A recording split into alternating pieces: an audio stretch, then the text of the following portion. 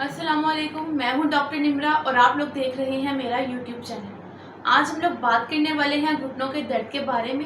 ये एक common problem है जो सिर्फ बुजुर्ग नहीं बल्कि यंग एडल्ट्स और एथलीट्स को भी होती है। अगर आपको चलने में दर्द महसूस होता है या जब भी आप लोग सीढ़ियाँ चढ़ते हैं तो आप लोगों को घुटने में दर्द महसूस होता है, घुटने में सूजन रहती है, तो this video is for you. आइए सबसे पहले हम लोग बात करते हैं कि आज की वीडियो में हम लोग किन चीज़ों पर बात करेंगे। सबसे पहले हम लोग आज की वीडियो में बात करेंगे घुटनों की बीमारियों पे, वजह कि घुटनों में दर्द क्यों होता है, घुटनों की कौन कौन सी बीमारियां होती हैं या कौन सी इंजरीज हैं। हम लोग आज टोटली इस पे बात करेंगे। देन हम लोग इस पे बात करेंगे कि हम लोग ऐसी क्या चीज़ें ले सकते हैं कि हमारे घुटनों के दर्द ठीक हो जाए, इसमें रिलीफ आने लग जाए। फिर हम लोग बात करेंगे डाइट, एक्सरसाइज और लाइफस्टाइल टिप्स के ऊपर। तो आखिर में हम लोग बात करेंगे कि इन सब चीज़ों से कैसे बच सकते हैं। वीडियो को एंड तक जरूर देखिएगा क्योंकि हर पॉइंट इंपॉर्टेंट है। चलिए आइए स्टार्ट करते हैं। सबसे पहले हम लोग बात करते हैं ऑस्टियोआर्थराइटिस पर। दरअसल ऑस्टियोआर्थराइटिस में होता यह है कि हमारे जो घुटने में कार्टिलेज होता है वो वियर एंड टियर हो जाता है। नंबर सेकंड पे हम लोग बात करेंगे रूमाटॉइड आर्थराइटिस पर।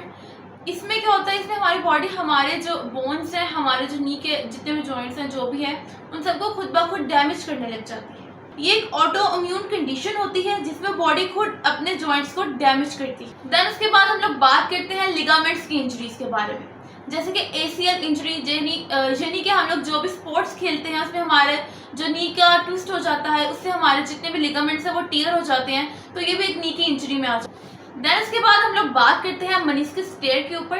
दरअसल मेनिस्कस होता क्या है, हमारे जो नी है उन दोनों जॉइंट्स के दरमियान में कार्टिलेज होता है जिसे हम मेनिस्कस कहते हैं। और जो ये टियर क्यों होता है, जब हम लोग कोई सडन काम करते हैं, यानी कि सडन एक किस्म का हमें झटका लगता है हमारे घुटने को, कोई एक ऐसा मूवमेंट करते हैं, तो हमारे ये जो एक कार्टिलेज होता है काफ़ी सॉफ्ट होता है, वो टियर हो जाता है जिसकी वजह से हमें पेन, स्वेलिंग और इरिटेशन होने लग जाती है।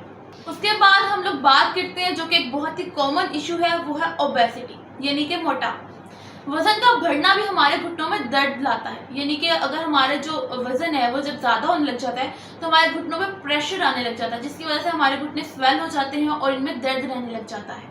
उसके बाद हम लोग बात करते हैं ओवर यूज इंजरीज के बारे में, यानी कि अगर हम लोग ज़्यादा जंपिंग या ज़्यादा कुछ भी साइकिलिंग ऐसे काम करें, ऐसे एक्सरसाइज करें, ऐसी मूवमेंट्स करें, तो ज़्यादा प्रेशर की वजह से या ज़्यादा वर्किंग की वजह से हमारे जॉइंट्स में स्ट्रेस पैदा होने लग जाता है जिसकी वजह से हमारी नींद में पेन रहने लग जाता है। देखिए कुछ डिजीजेस, कुछ इंजरीज हमारे नी रिलेटेड। आइए बात करते हैं कि ऐसे कौन से सिम्टम्स हैं जिससे हमें पता चलेगा कि हमारे नी में कुछ ना कुछ मसला चल रहा है। तो आइए बात करते हैं कुछ सिम्टम्स के बारे में। सबसे पहले दर्द रहना, पेन, यानी कि जब हम लोग चलते हैं तो हमारे घुटनों में दर्द हो रहा है। अगर हम रेगुलरली चल रहे हैं और तब भी हमारे घुटनों में दर्द हो रहा है तो ये एक खतरे की अलामत है। अगर हम लोग सीढ़ियाँ चढ़ रहे हैं, उतर रहे हैं, तब भी हमारे घुटनों में दर्द हो रहा है तो इसके पीछे भी कोई ना कोई वजह ज़रूर होगी। उसके बाद हमारे घुटनों में सूजन रहना, यानी कि हमारे जो घुटने हैं उसके अराउंडिंग इन्फ्लेमेशन हो जाती है और हमें लग रहा होता है देख के कि कुछ ना कुछ यहाँ पे सूजन हुई है, कुछ प्रेशर फील हो रहा है, तो ये भी एक हमारे पास सिम्टम महसूस हो जाता है। उसके बाद हमारे पास आ जाता है मॉर्निंग स्टिफनेस, यानी कि हम लोग जब सुबह उठते हैं तो हमारे नी में हमें एक फ्रीजिंग सा महसूस हो रहा है कि हमारी नी है वो लॉक हुआ है या वो फ्रीज ऐसे ही से मूवमेंट नहीं दे पा रहा, यानी कि हमारी नी का जैम होना, मूवमेंट ना दे पाना सुबह सुबह उठ के स्पेशली होता है, तो ये भी एक सिम्टम है। पॉपिंग या क्रैकिंग की साउंड फील होना, यानी कि इसमें से हमारे घुटने में से आवाज़ें आना, यानी कि कुछ क्रैकिंग की, कुछ पॉपिंग की आवाज़ें आना, तो वो भी हमारे पास एक सिम्टम हम लोग देखते हैं। उसके बाद जब हम लोग चल रहे हो तो हम अनस्टेबल फील करें, मतलब हमारा बैलेंस नहीं सही से हो पा रहा, तो ये भी हमारे पास एक मेन और मेजर इशू आ जाता है। उसके बाद हम लोग बात करते हैं कि हम लोग इसको देखते कैसे हैं, एज अ मेडिकली हम लोग कैसे पता लगाते हैं कि हमारे घुटने में कोई ना कोई प्रॉब्लम चल रहा है। तो सबसे पहले तो हम लोग जो भी हमारे पास कंडीशन है, इनसे आपका कोई भी सिम्टम महसूस हो रहा है तो हमें डॉक्टर के पास ज़रूर जाना चाहिए। अब डॉक्टर क्या करेगा, सबसे पहले वो इसकी फिजिकल एग्जामिनेशन करेगा, यानी कि हमारे नी को देखेगा बाय फिजिकली कि इसमें इसका क्या चेंजेस नज़र आ रहे हैं, क्या मसला हो रहा है। इसके बाद हम लोग बात करते हैं एक्सरे के बारे में। एक्सरे भी हमें बता सकता है कि हमारी नी में कोई ना कोई इशू चल रहा है, तो हमें एक्सरे भी करवा लेना चाहिए अगर इनमें से कोई भी सिम्टम हमें शो। उसके बाद अगर हमें ज़्यादा सीवियर जो भी सिम्टम्स शो हो रहे हैं, डॉक्टर आपको रिकमेंड करेगा तो आप एमआरआई करवाएंगे, एमआरआई की तरफ जाएंगे, जिससे हमें कोई लिगामेंट टियर हुआ है, कोई मेनिस्कस के हमारे पास टियर हुआ है, तो वो हमें पता चलेगा कि हमारी नी में ये मसला चल रहा है। और रूमेटॉइड आर्थराइटिस के बारे में मैंने आपको बताया, उसके लिए जो हम लोग हैं वो ब्लड टेस्ट करते हैं। हमें ब्लड टेस्ट के जरिए पता चलता है कि आप लोग इस डिजीज से सफर कर रहे हैं। हम लोग इसके एक mainly to the point treatment की तरफ बात करें तो ट्रीटमेंट में हमारे पास सबसे पहले आता है रेस्ट, और हमें रेस्ट देना है। अगर हमारे घुटने में पेन हो रहा है तो हमें जिस वजह से हो रहा है, हम कोई लोड उठा रहे हैं या बहुत ज़्यादा चल रहे हैं, कुछ हमारा ऐसा वर्क है, तो हमें कुछ डेज में रेस्ट करना है। यानी कि आप काम करें लेकिन इसको अपने नी को थोड़ा बहुत रेस्ट भी देते रहे। ये जितने भी मैं आपको तरीके बता रही हूँ, अभी हम नॉन सर्जिकल बात करें जो हम लोग घर पे कर सकते हैं। आप घर पे अपने नी को आइसिंग दे सकते हैं, यानी कोई भी आइस पैक लें, आइस क्यूब्स लें, उन्हें एक क्लॉथ में रखें, आइस पैक लें, उससे आप आइसिंग दे लें अपने नी को। तो ये भी काफ़ी, जो अगर आपका नी इन्फ्लेमेशन हुई है, नी के इर्द गिर्द सूजन हुई है, तो ये उससे कम करते हैं। बात करते हैं कुछ पेन किलर्स, दर्द बहुत ज़्यादा है तो हम लोग कुछ पेन किलर्स रिकमेंड कर देते हैं, या घर पे पड़े होते हैं हम लोग वो भी ले सकते हैं। उसके बाद हम लोग फिजियोथेरेपी करवा सकते हैं, जो कि मेन हमारे पास इसका हल आ जाता है। यानी अगर आपने नॉन सर्जिकल की तरफ जाना है, आप सर्जरी नहीं चाहते, और तो ये हमारे पास एक बहुत ही बेस्ट तरीका है कि हम लोग फिजियोथेरेपी करें, एक्सरसाइज करें, और हम अपने मसल्स को इस तरीके से दोबारा स्ट्रेंथनिंग की तरफ लेकर आ सकते हैं। उसके बाद जब भी हम लोग चलें, अगर हमें ज़्यादा पेन या प्रेशर फील हो रहा है तो हम लोग कोई नी के लिए हम लोग कोई स्पोर्ट वाली चीज़ ले लें, यानी कि हम कोई सहारा या कोई भी ऐसी चीज़ लें जिसकी वजह से हमारे नी पे इतना प्रेशर ना आए, और हम लोग कोई ब्रेस या कोई स्पोर्ट के साथ लेकर चलें। इसके बाद एंड पे हम लोग बात करते हैं वेट को कम करना।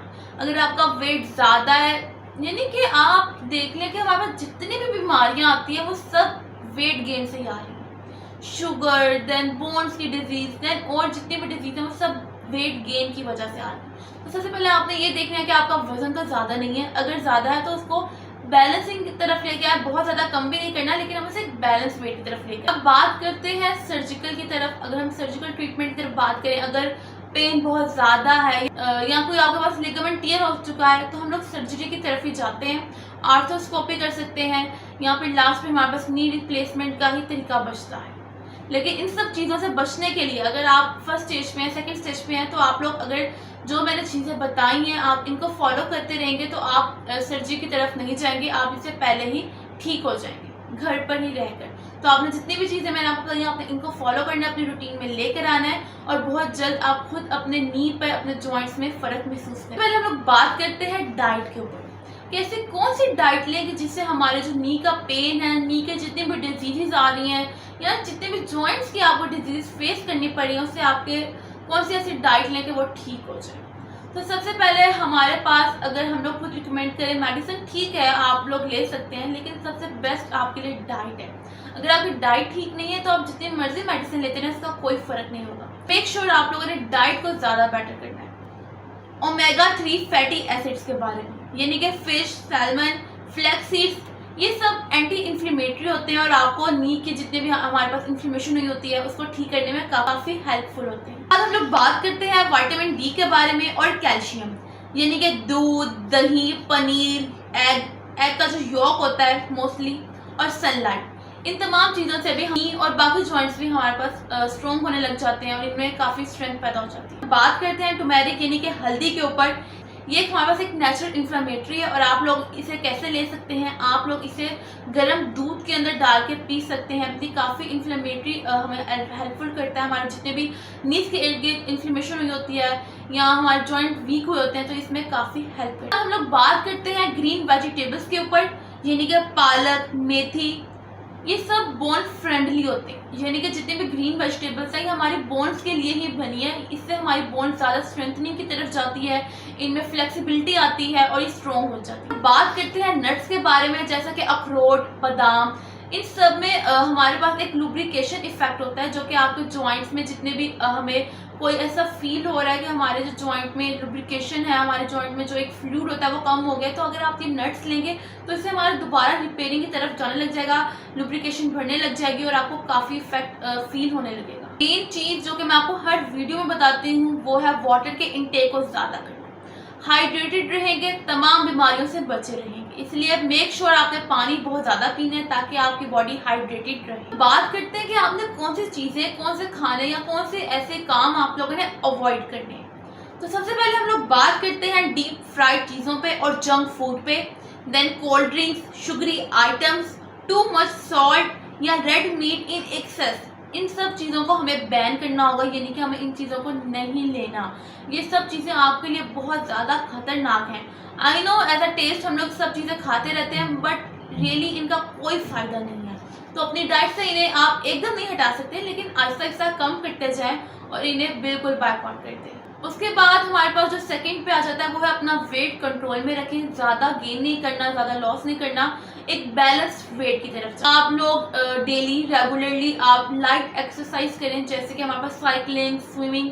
آگے اس ویڈیو میں آپ کو تھوڑا ڈیٹیل میں بتاؤں گی کہ آپ ایز اے نی کے لیے کون سی ایکسرسائز کر سکتے ہیں. اگر آپ کوئی بھی ایکسرسائز کریں تو اس سے پہلے آپ لوگ تھوڑی لٹل بٹ اسٹریچنگ کر لیں، یہاں پہ وارم اپ ہو جائیں. ایک دم سے آپ نے ایکسرسائز اسٹارٹ نہیں کر دینی، اس سے بھی آپ کی نیز یا کوئی بھی جوائنٹ پہ اسٹریس ہو جاتا ہے، پریشر ہو جاتا ہے. اس کے بعد ہمارے پاس آ جاتا ہے کمفرٹیبل شوز پہن. جی ہاں، اگر آپ کے نی میں پین ہے تو آپ پھر بھی کچھ ایسے انکمفرٹیبل شوز پہن رہے ہیں تو آپ کی ہیل میں، نی میں آہستہ آہستہ آپ کے پیلوک ریجن میں پین آنے لگ جائے گا. تو اس لیے آپ نے میک شیور کرنا ہے کہ جو آپ جو بھی شوز پہن رہے ہیں وہ کمفرٹیبل. ہم لوگ بات کرتے ہیں مین پوائنٹ پہ، جو کیا جاتا ہے سیڑھیاں چڑھنے میں ہمیں بہت زیادہ درد محسوس ہوتا ہے، یہاں سے سیڑھیاں نہیں چڑھی جاتی.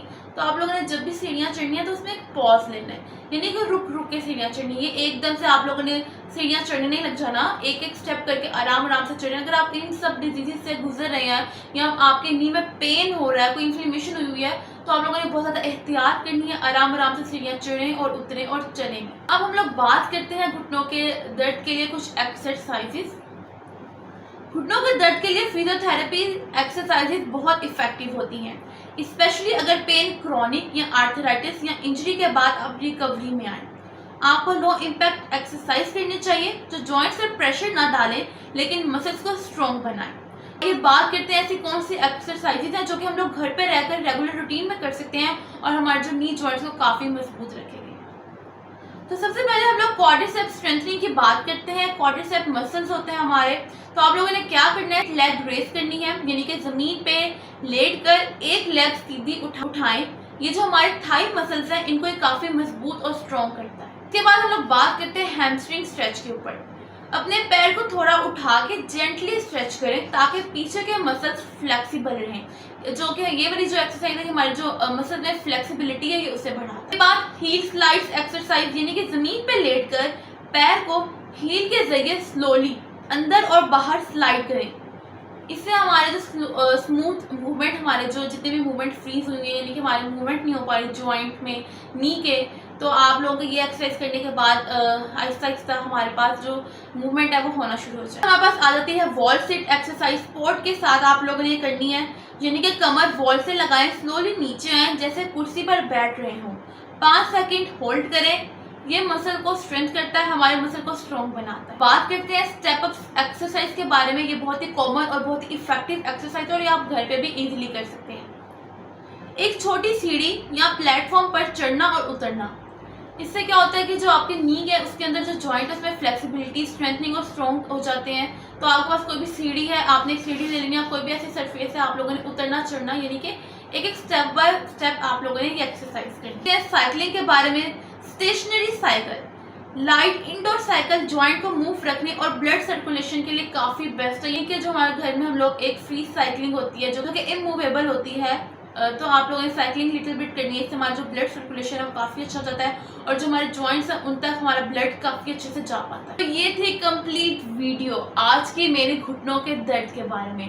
ہوپ سو آپ کو میری آج کی ویڈیو پسند آئی ہو. اگر پسند آئی ہے تو میرے چینل کو لائک کریں، شیئر کریں، موسٹلی اپنے ان دوستوں کے ساتھ جن کو گھٹنوں کی تکلیف ہے، درد ہے، تو یہ ان کے لیے کافی ہیلپ فل رہے گی. تو آپ لوگوں نے اس کو زیادہ سے زیادہ شیئر کرنا ہے، مجھے کمنٹ کرنا ہے اور مجھے اس ویڈیو کے اوپر کمنٹ کریں کہ جو میں اپنی نیکسٹ ویڈیو ہے اس کا ٹاپک کس چیز کے اوپر لے کر آؤں. میں اس کے اوپر ضرور ویڈیو بناؤں گی. کوئی بات آپ کو اچھی لگی ہے وہ بھی آپ کمنٹ میں بتا سکتے ہیں. کوئی سجیشن دینا چاہے کچھ بھی تو آپ لوگ مجھے بتا سکتے ہیں. آپ میرے چینل کو ضرور سبسکرائب کریں تاکہ آپ لوگوں کو ہیلتھ ریلیٹڈ کافی ویڈیوز ملتی رہے. آپ کو اپنی نیکسٹ ویڈیو میں، تب تک اپنا بہت زیادہ خیال رکھیے گا. Stay healthy, stay safe and stay glowing. اللہ حافظ.